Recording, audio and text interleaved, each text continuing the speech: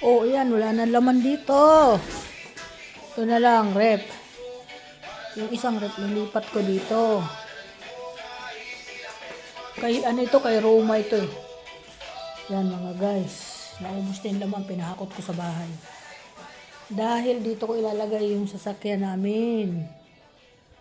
Tapos yung dalawang tricycle, yun ang ilalagay ko dyan sa labas. Ayan mga guys. Ayusin ko pa itong mga ito. Ipapalipat ko na dito sa kabilang pintuan ng tindahan ko para magarahian ang sasakyan. O diba guys, ayusin ko ito ng maayos para maganda. Ito. Tisiksik ko na lang sa mga lagayan niya. Ayan guys. Ayan, tapos na ni Sammy hakutin ang mga paninda dito. Ayan.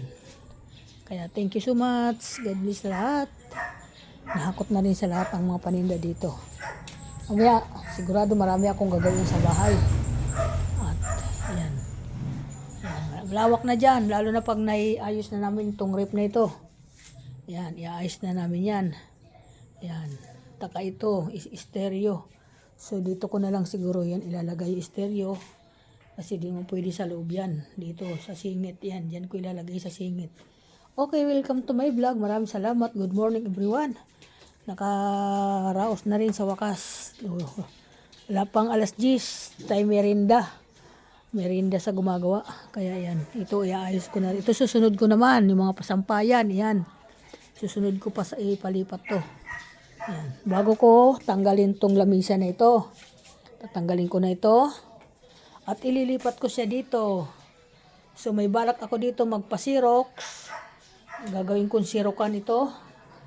Paggawaan ng ano. Kaya naghanap ako ng pisto dito sa lamisa na ito para maipatong yung mga gamit dyan na gagamitin ko. Okay, thank you. Welcome to my vlog. Maraming salamat.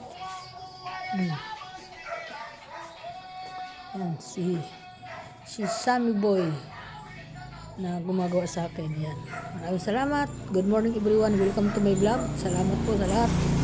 Okay.